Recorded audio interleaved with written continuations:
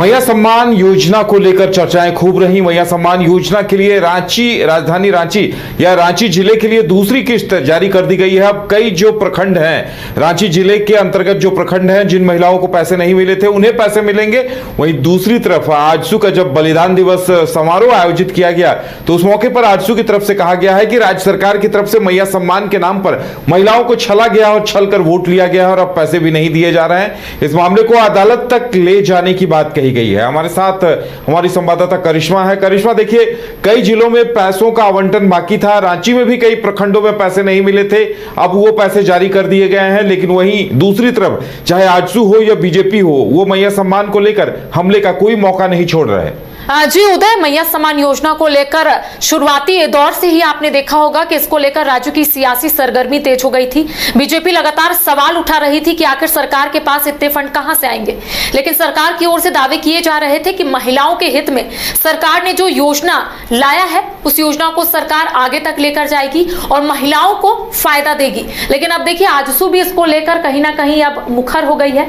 आजसू का स्पष्ट तौर पर यही कहना है, क्योंकि आज स्थापना दिवस था और ऐसे में आजसू सुप्रीमो सुदेश महतो ने स्पष्ट तौर पे कहा है कि महिलाओं को सरकार छलने का काम की है, महिलाओं को छलकर सरकार वोट ली है और एक बार फिर से सत्ता में आई है। इसको लेकर मुकदमा दर्ज जो है वो आजसू की ओर से किए जाएंगे। देखिए, आपने देखा होगा कि इससे पहले भी बीजेपी के प्रदेश अध्यक्ष बाबूलाल मरांडी ने भी स्पष्ट तौर पर यही कहा था कि सरकार आने वाले समय में इस योजना को बंद करेगी। ये सिर्फ चुनावी ये जरूर कह सकते हैं कि बीजेपी की ओर से ये कहा गया था कि सिर्फ चुनाव को देखते हुए इस योजना को सरकार लेकर आई थी। अब ये योजना आने वाले समय में बंद हो जाएगी।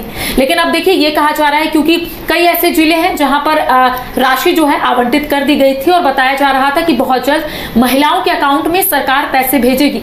अगर राजधानी रांची की बात करेंगे उदय, तो राजधानी रांची में दूसरे चरण में पैसे जो है महिलाओं के खाते में पहुंच चुके हैं। पहले चरण में लगभग 3 लाख महिलाओं के अकाउंट में पैसे गए थे। अब दूसरे चरण की बात करेंगे तो लगभग 80,000 महिलाओं के अकाउंट में पैसे जो है सरकार भेजने का काम की है। तो ऐसे में देखिए, सरकार और जितने भी माफ कीजिएगा, जितने भी मंत्री और विधायक उनकी ओर से यही कहा जा रहा था कि बहुत जल्द सरकार इस योजना को आगे लेकर जाएगी और महिलाओं के हित में सरकार जो योजना को लेकर आई है उस योजना को सरकार धरातल के साथ साथ महिलाओं को फायदा भी देगी। अब देखिए, इसको लेकर सियासत एक बार फिर से शुरू हो गई है।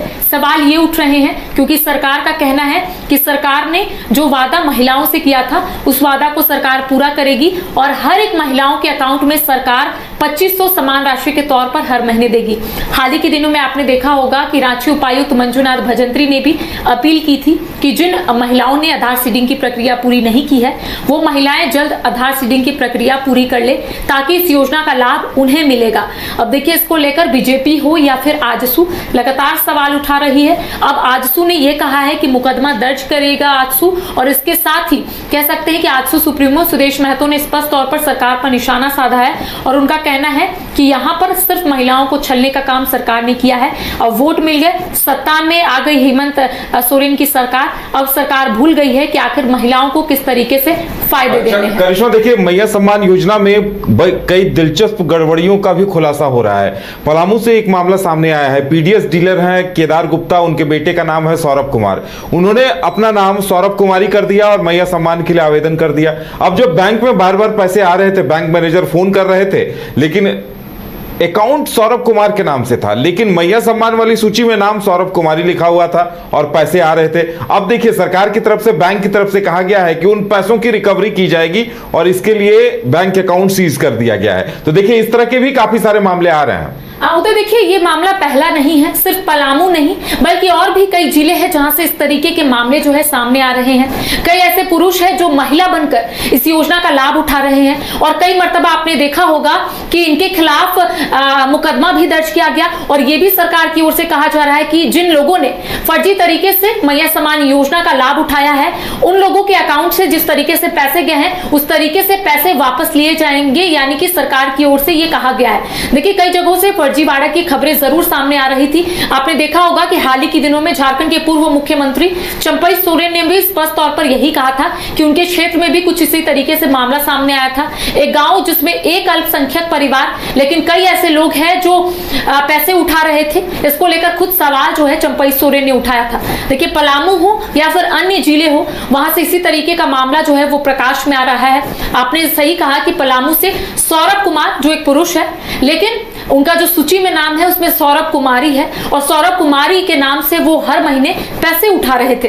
तो ऐसे कई मामले प्रकाश में आ रहे हैं, और ऐसे में सरकार की ओर से ये कहा जा रहा है कि इन तमाम लोगों के अकाउंट में जो पैसे गए हैं उसे वापस सरकार लेगी।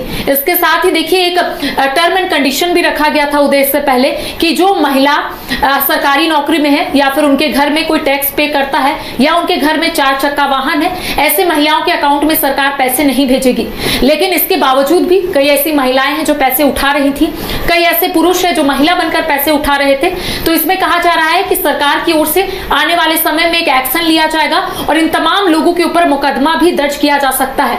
अब देखिए, ये कहा जा रहा है कि पलामू से जो मामला प्रकाश में आया है उसे संज्ञान में ले लिया गया है। अब आगे की कार्रवाई जो है वो की जाएगी। जी चलिए करिश्मा, हमारे साथ जुड़ने के लिए और जानकारी देने के लिए बहुत बहुत धन्यवाद। तो अब दूसरी किस्त कब आती है, अगली किस्त कब आती है, और जो फर्जीवाड़े के मामले आते हैं क्या वाकई में राशि की रिकवरी होती है, ये देखना दिलचस्प होगा।